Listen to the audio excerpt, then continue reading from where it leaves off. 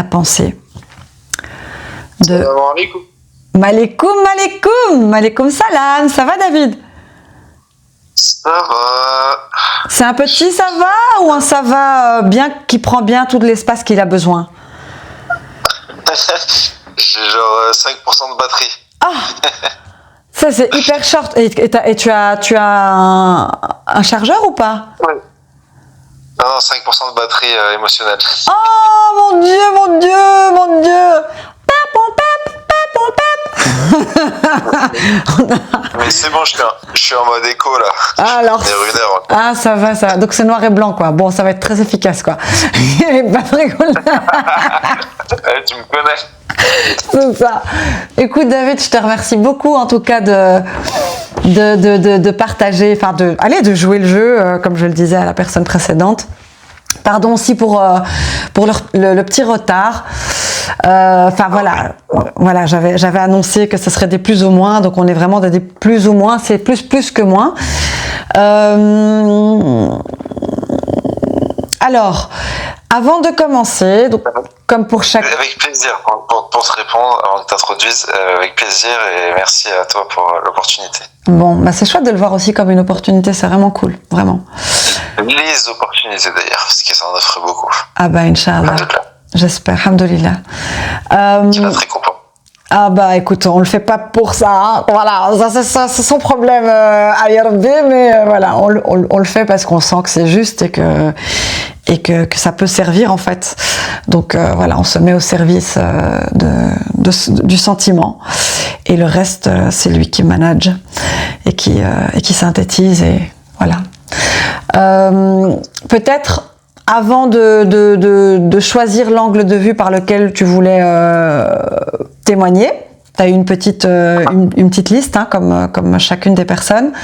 Et donc, dans la liste, voilà, il y a mis... en gros, c'est ton rapport au Ramadan, ton rapport au Ramadan dans la question, par rapport à la question du travail, par rapport à la question du corps, par rapport à la question de la spiritualité, par rapport à la question des responsabilités, de la charge mentale, etc., de l'actualité aussi, enfin plein de sujets différents. Est-ce que peut-être avant de nous partager ce qui est important pour toi, tu pourrais peut-être rapidement te présenter et tu dis ce que tu veux hein, de toi, mais c'est juste pour que les personnes puissent un peu s'identifier, se mettre un peu dans les bottes de la personne qui va parler. Ah ok. Bismillah. Ar-Rahman Ar-Rahim. Je m'appelle David, j'ai 38 ans. Je me suis converti à l'islam il y a environ 150 jours.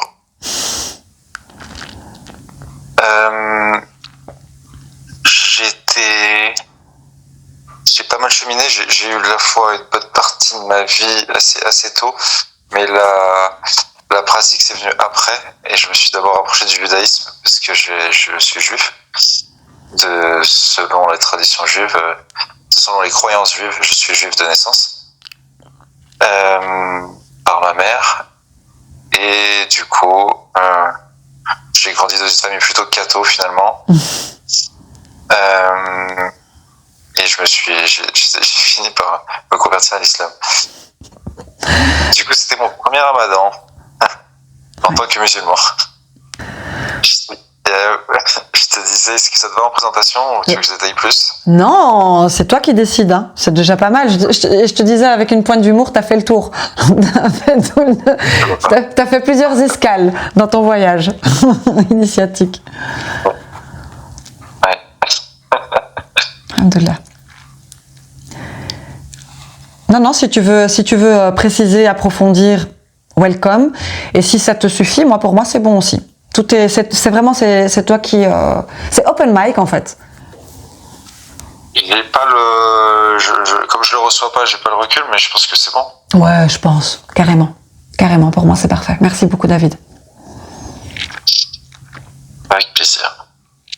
Et donc pour toi, dans la petite liste, qu'est-ce qui t'a un peu interpellé ou les questions pour lesquelles tu t'es dit je veux bien témoigner là-dessus, tiens, parce que voilà. Un peu toutes. Déjà, la première, comment tu as géré le jeûne en parallèle du travail, des obligations du quotidien. Et ouais, ça c'est pour cette première en plus. Peut-être que j'aurais pu dire dans la présentation, mais effectivement, je gère une entreprise de 30 personnes avec pas mal d'enjeux et sur un marché très concurrentiel. Et du coup, je crois que c'est là que s'est positionnée la plus grande difficulté pour moi. Au point que j'ai demandé à mon associé si je pouvais pas me mettre en off. Et il m'a dit non. Jusqu'au bout. Aïe. Et du coup, j'ai dû composer avec tout ça. On a des conflits clients, des choses un peu difficiles, des problèmes aussi avec les sociaux, avec les employés. Et c'est marrant parce que j'avais cette crainte-là avant. Et en fait, c'est ce qui s'est passé. Alors, est-ce que c'est parce que j'avais la crainte? Ou est-ce que c'est parce que c'était l'enjeu? Je sais pas. Mais j'avais peur que je casse mon jeûne d'un point de vue au niveau de mes paroles, au niveau de mes émotions, au niveau de ça. En fait, j'avais pas peur de rater mon jeûne au niveau de la soif ou de la nourriture. J'avais juste peur que ça éprouve mes nerfs et que du coup je perde mon sang-froid, que je dise des gros mots, je ne sais pas. Ce genre de choses. Oui, tout à fait. Et c'était là que c'était difficile. Surtout au début, et après petit à petit, je voyais que à 15h, il fallait que je rentre chez moi, quoi. Il fallait pas que je reste au bureau. C'est ça, mais oui, c'est ça. Et ça, c'était un arrangement que t'avais décidé avec ton associé, qui était OK, que tu rentres, que t'aies des journées plus courtes? Au début, il l'a pas entendu. Après, j'ai dû lui dire non, vraiment, là, c'est compliqué. Vraiment, c'est compliqué. Je sens que je vais pas être bon et je sens qu'il va y avoir un effet boule de neige. Du coup, je vais essayer de garder une zone de sécurité. Je suis sorti de certains dossiers aussi conflictuels pendant ce ramadan parce que c'était compliqué. Ton associé, il est concerné par la pratique ou pas? Oui, il est musulman, oui. Et donc, il est, comment dire, il est, bon, d'un point de vue comme ça, aller détaché sans jugement ou quoi, mais enfin détaché, plus ou moins détaché sans jugement. C'était quoi, un peu de l'exigence? Il a été un peu dans l'exigence, ou en fait vous étiez tellement dans l'urgence que c'était pas possible d'avoir un élément, surtout toi, en moins?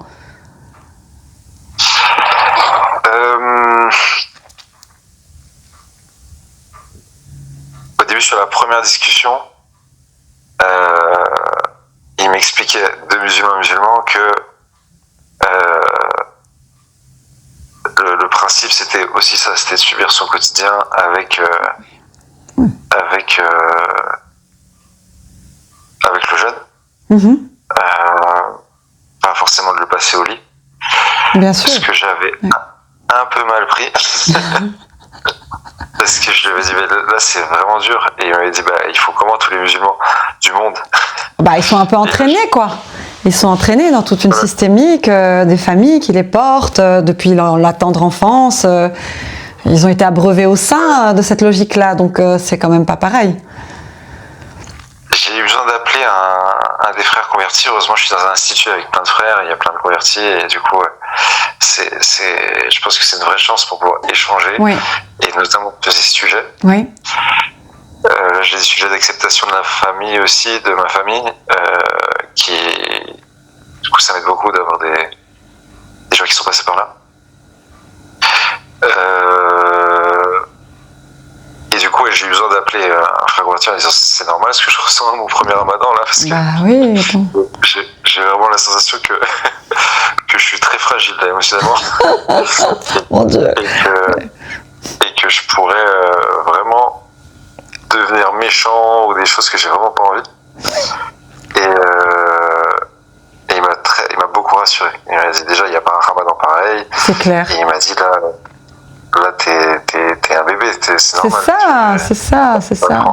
C'est ça. Donc, il m'a dit, tu vas baisser l'exigence et cette panique-là, tu vas te rassurer. L'objectif, c'est pas d'être en souffrance totale. Bien sûr, il faut faire des efforts, mais doser. Faut ajuster. Hyper important. Ouais. Mais il faut se le permettre. Oui, c'est ça. Faut se le permettre, c'est ça. Il m'a dit, là, je sens de la culpabilité, et ça, il faut vraiment que tu l'enlèves. C'est pas l'objectif. Détends-toi. Cool. Fais comme tu peux, fais des efforts quotidiens, c'est bien d'en faire, mais tu peux faire, c'est bien que ce soit quotidien, mais fais-en des petits, essaye pas de monter l'Himalaya tout de suite. Et ça m'a vraiment détendu. Bah oui. Et du coup, je suis retourné vers mon associé en disant, non mais en fait, faut vraiment que tu l'entendes, là c'est difficile, j'ai même beaucoup d'admiration du coup pour vous qui jouez depuis des années et j'ai un frère Ada qui a du poids physiquement et qui faisait des tennis en plein mois de juillet, en plein Ramadan, je me rappelle quand on était jeune. Et c'était tranquille pour lui. Donc ouais, j'ai de l'admiration pour ça, parce qu'effectivement, maintenant que je le fais, c'est difficile. Voilà pour cette première question. Ouais, bah c'est pas mal, attends, déjà. Non, c'est pas mal, quoi. Ça a été... C'était presque sans transition, cette affaire de Ramadan, quoi. T'es tombé dedans, boum, d'un coup, et l'air de rien, sans réelle préparation, en fait. Si ce n'est le concept en lui-même, la théorie, mais voilà, il n'y avait pas de préparation. Et donc, c'est chouette que tu sois parvenu à te permettre d'aménager les choses à partir de là où tu es. Et c'est chouette que tu aies eu cette ressource, cet ami qui est passé par là pour effectivement te rassurer. Parce que c'est vrai que quand on commence quelque chose, toute nouvelle discipline, on va se référer au cadre de référence, entre guillemets, qui nous accueille, entre guillemets. Mais c'est qui fait le cadre de référence ? C'est les humains, quoi. Voilà, c'est ça. Et si t'as pas... comment dire, il faut un peu de l'expérience pour avoir du recul et de se dire, en fait, c'est pas tant les humains. Le cadre de référence, eux-mêmes, ils font ce qu'ils peuvent et ils sont aussi pleins de leurs contradictions et de leurs processus internes et de leurs exigences et de leurs paradoxes. Et là, je pense que tu t'es enlevé une très grosse épine du pied. Pour les prochaines années aussi, parce que franchement, t'aurais pu en être dégoûté. Et vous savez quoi, vous pouvez vous la carrer, votre religion, gardez, moi je me casse en fait, hein. Laissez-moi tranquille. Et il n'y aurait pas eu de mal, parce que ça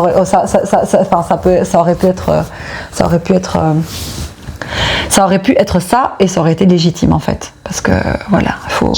Ouais, il y avait un peu de ça. Hein. C'est normal. Non, pas jusque-là, mais il y avait ce... Bah, voilà, les prémices. Pas adapté pour moi, en fait. Ouais, mais c'est ça. C'est pas pour moi, je suis pas dans la bonne... c'est pas le bon format, c'est pas à ma taille. Je vais encore changer. C'était qu'une escale en fait. Mais, et pourquoi pas, hein, j'ai envie de dire. Je plaisante, mais ouais, du coup il y avait un peu de ça. Mais le pire c'est que moi le premier, je pense que je serais un mauvais cadre de référence aussi. Mon associé il a vraiment, à ce moment-là en fait il essayait de me motiver. Ah, en fait il croyait bien faire. C'était sa passe. Il pensait me motiver. Lui il avait son ramadan à lui avec 3 enfants dont un qui vient de naître, donc peu de nuit. Lui, il va beaucoup à la mosquée la nuit,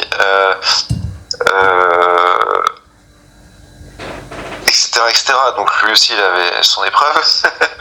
Et à ce moment-là, il me dit ça un peu spontanément, et quand j'en ai reparlé, il était super désolé. Mais c'est vrai que c'était...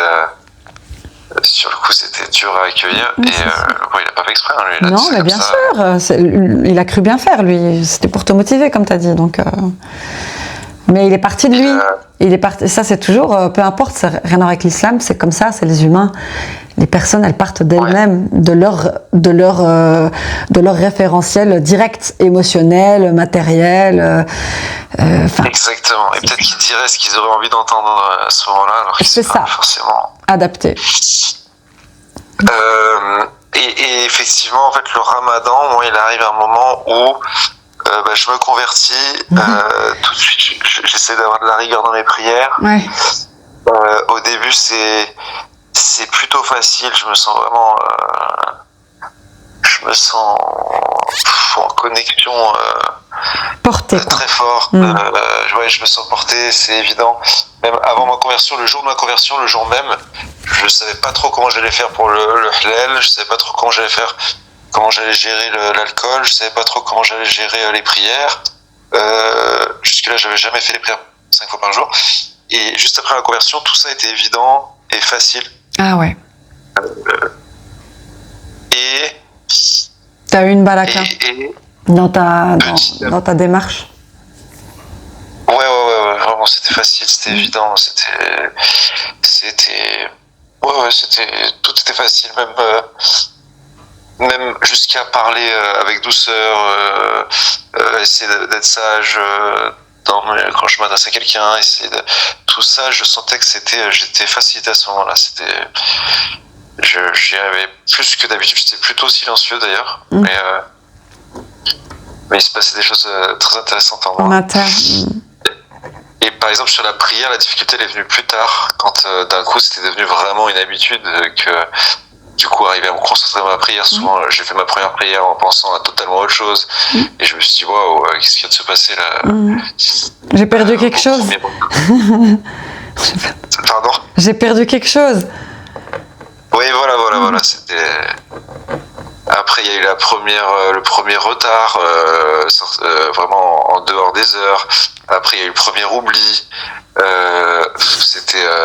chacune de ces choses comme une catastrophe. C'est ça. J'ai fait un ribat aussi, une immersion pendant 48 heures à la mosquée. Ok. Ça a été très intense, très dur en fait. Je pense que mon ego il était pas content du tout. Et puis pour le corps c'était très éprouvant. J'allais dire les conditions peut-être, les conditions matérielles, elles n'étaient pas optimales. Ouais, l'objectif c'est, en tout cas là où je le fais, c'est d'être pauvre. Donc on est à même le sol à 24. Ouais. D'accord. Et dans certaines assises, du coup, on avait des chirs qui venaient. Et notre chir, quand il m'a vu, il a dit aux gens de vite me ramener une chaise très confortable. Et ils m'ont ramené une première chaise et il a dit non, plus confortable. Ils sont allés chercher une autre chaise. Parce que... C'était dur. Il leur a dit attention, c'est un bébé là. Il y avait que des gens qui étaient machin-là très... Initiés quoi, déjà, on va dire. À ce genre de choses, exactement. Et qu'est-ce qui... Quand il m'a vu, il a vu mon état, quoi. Il l'a vu dans mes yeux, il l'a vu dans mon âme. Et qu'est-ce qui fait que t'es allé... on t'a proposé cette expérience ou c'est toi qui l'as demandé ou Non, j'ai un frère qui m'a appelé et qui m'a dit je suis en mode chez toi, viens voir. Et après, ils m'ont emmené là-bas. Non, c'est pas vrai. Ah mon Dieu! Oh purée, le bizutage quoi. J'ai vu la tata Ousna qui allait débarquer à Lyon. C'est ça. Purée. Foutez-lui la paix, laisse-le tranquille. J'ai vu la grande sœur Ousna qui allait venir tirer les oreilles à tout le monde. Je te jure. Non, ils m'ont proposé et j'étais vraiment emballé. Ah. Parce que j'avais déjà fait... Oui. Attends, on va couper une seconde, c'était une livraison, pardon. Oui, vas-y. Attends, vas-y. Je me suis plusieurs fois isolé et j'aime beaucoup ça. Donc là, le faire en groupe, c'était très intéressant. Après, effectivement, le groupe, je le connaissais pas, tout était nouveau. Le fait de peu dormir. Il n'y a pas de matelas. Il n'y a pas le fait d'être par terre. Voilà. Tout ça, effectivement, j'étais pas habitué sur plein d'aspects, quoi. Même au niveau du corps. Je sentais que mes muscles de la colonne vertébrale n'étaient pas faits pour, pas préparés à rester assis sur des longs moments comme ça. C'est retraite un peu intensif, quoi. Mais bon, sur 48 heures, mais quand même, c'est très très précaire. Et donc en mode retraite, vraiment, quoi. Oui, voilà, c'est ça. À l'ancienne. Les gens étaient un peu choqués quand j'y étais et que j'ai accepté l'expérience. Parce qu'effectivement, d'après ce qu'ils me disaient, c'est pas ce qu'on fait tout de suite d'habitude. Ben c'est ça, pour moi, il faut être un peu initié, parce qu'il y a différents modes opératoires en fonction des toroq, donc des voies spirituelles. Donc très rapidement, l'islam, c'est pas juste un monobloc. C'est traversé par différentes. Alors il y a 2 grands courants, mais c'est traversé par beaucoup de voies, beaucoup d'écoles, de pensées, de pratiques. Alors il y a des socles communs, mais il y a quand même des spécificités en fonction. Ouais. Voilà. C'est marrant parce que si on me le repropose, je le referai là. Ah ouais, malgré tout ? Oui, parce que c'était... En fait, j'ai été étonné par la difficulté et après, j'avais du mal à voir autre chose. Mais en fait, quand on arrive comme ça dans un groupe, on n'ose pas forcément parler de ses besoins. Évidemment. Et si c'était à refaire, et après en avoir parlé avec mon chir, je prendrais une chaise confortable quand j'ai mal au dos. Ah oui, voilà. C'est ça, tout simplement. Et si j'avais voulu, j'aurais pu sortir aussi. Oui. Dire en fait, je vais faire une journée complète, je vais dormir chez moi et je reviens faire la journée complète le lendemain, par exemple. Oui, tout à fait. Mais c'est... Oui, tout à fait. Pour doser la difficulté, quoi, petit à petit. Alors que là, quand on a le groupe et tout, on veut pas être le mouton à part, quoi. Non, tout à fait. Ça me rappelle mes expériences Vipassana, qui étaient aussi comme ça dans des cadres un peu... C'est un cadre particulier, quoi. Et quand c'est une première fois... tu veux pas passer sous les radars, t'as pas envie de te démarquer, mais en même temps c'est peut-être pas tout à fait adapté. Et il faut le temps pour trouver la force en toi de demander ou que quelqu'un ait la bienveillance de te dire en fait t'as besoin d'un coussin en plus. Tu vois, et puis tu le vis comme c'est peut-être mon tempérament, mais même quand on me le proposait, il y avait ce côté, c'est non, quoi. Attends, on est 40. Ouais. On est 40, tout le monde le fait, tout le monde a l'air très content. Non. Ah non. Bon, elle me dit, tu veux un coussin en plus ? Je vais dire, j'en veux même un deuxième. Donne-moi un deuxième. Et pour les pieds aussi. Ah ouais, non. C'est bon, quoi. C'est déjà compliqué. L'espace de Yarbé, l'espace du Très-Haut, ça doit être un moment de refuge. Maintenant, je pense qu'il y a aussi un intérêt, attention, il y a aussi un intérêt à être dans le dépassement de soi, clairement. Mais voilà, c'est à chacun de jauger le risque, la limite, voilà, des tas de choses, en fait, qui sont propres à chacun. Oui, complètement. Mais donc, tu le referas ? Oui, parce qu'il y a derrière, en fait, après ça, je fais les assises tous les dimanches, ça dure 3 heures, donc on est dans les mêmes conditions, et c'est au même endroit, donc assis par terre, et après et effectivement dans ces assises j'avais une gêne, c'était à la fois quand je sortais, je voyais le bienfait, etc., mais rester assis 3 heures antérieures. Tout à fait, oui. J'ai 38 ans, j'ai jamais fait ça. Il y a un temps d'adaptation pour le corps. Oui, tout à fait. Et après ce libat, j'avais plus aucun problème en assise au niveau du dos et tout ça. Et du coup, je vois qu'on s'habitue vite et que il y avait quand même des bienfaits auxquels au début on voit que la difficulté, donc on a du mal à les ressentir. Et du coup, j'aurais envie de le refaire pour essayer d'aller au-delà. Oui, j'entends. Et que le moment où que je profite vraiment, que je me mette vraiment en immersion, et que si à un moment je suis vraiment gêné, bah là, et que ça me fait sortir de cette immersion, que je pense plus qu'à ça, bah là peut-être que je m'accommoderai des choses, effectivement. Ah oui, tout à fait. Donc voilà, le ramadan, il arrive après tout ça, et c'était, effectivement, il y avait le côté, il y avait un côté, waouh, ça fait beaucoup, là. Ça venait de toutes parts, quoi. T'as pris le full option, toi, direct. Ouais, c'est ça, ouais. Et puis, pour en avoir beaucoup parlé avec les frères, c'est ce que je décris là après ma conversion, c'est quelque chose que beaucoup de convertis décrivent. Et ils décrivent aussi que 3 mois plus tard, et là je suis plus dedans, il y a un peu plus rien d'un goût. Ah oui. C'est une sorte de baraka, d'un coup il n'y a plus rien. Voire même, il y a des épreuves. Oui, la chance du débutant, elle laisse place à la vie normale, quoi. Voilà. C'est un peu ça. C'est au départ, tu sais, il y a cette fameuse... Ouais, la chance du débutant. Je sais plus dans quel...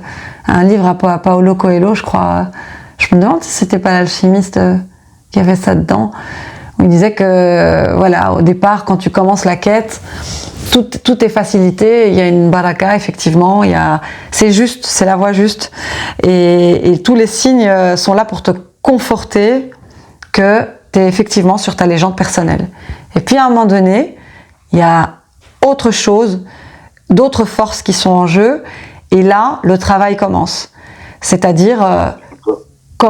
Voilà, c'est ça. Comment est-ce que je vais vivre avec ça dans mon quotidien de la vie de tous les jours, avec mes galères, avec... Bon, toi, t'as commencé un peu plus tôt qu'il y a 3 mois, quoi, puisque t'as commencé pendant le ramadan. Tu veux dire, les galères sont arrivées un peu après 3 mois, tu veux dire? Attends, ouais, parce que moi aussi, avec les chiffres, tu sais. Ah oui, voilà, ouais, oublie, j'ai rien dit. Bon, donc voilà, t'es dedans, en fait. Ça y est, t'es dans le démarrage...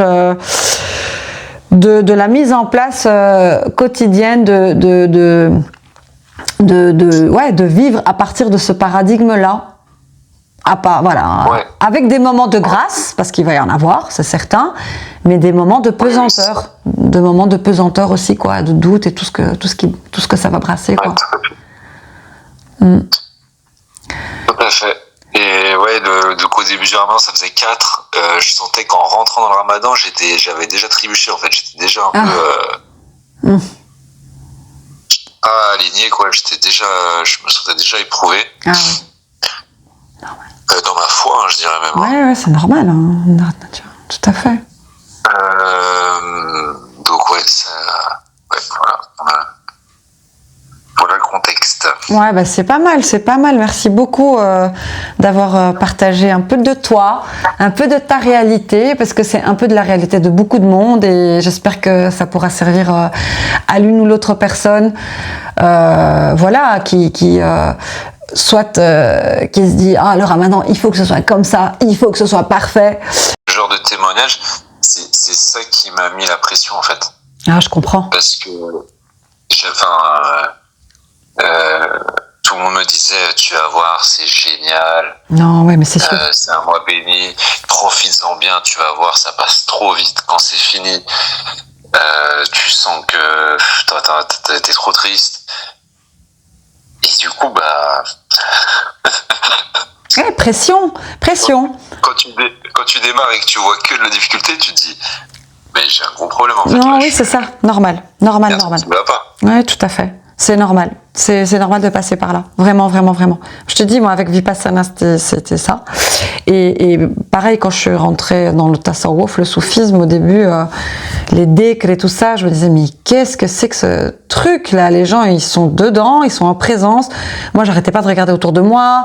Ma tête, ça pensait, ça turbinait. J'arrivais pas à être en présence, j'arrivais pas à kiffer, en fait, et à vraiment me concentrer. Et je me disais, mince, c'est que j'ai un problème, c'est que j'ai un problème. Et c'était même dur. C'était dur émotionnellement d'y retourner. Mais en fait, il y a un moment donné, ça s'est dissipé. Et là aussi, par exemple, la personne précédente avec qui je parlais, elle a décidé de faire une espèce de ramadan minimaliste. C'est-à-dire que chaque année, elle écoute plein de prêches, elle se met dans plein de programmes pour lire le Coran, etc., etc. Et cette année, elle s'est dit, en fait, non, je vais écouter 2 personnes qui font le prêche et j'avance dans le Coran à mon rythme et basta. Parce qu'effectivement, il y a... comme c'est une matrice particulière, il y a aussi une surenchère. Il faut dire ce qui est, on est des produits de notre temps qui sommes un peu dans la surconsommation de plein de choses et donc du coup ça se déverse aussi dans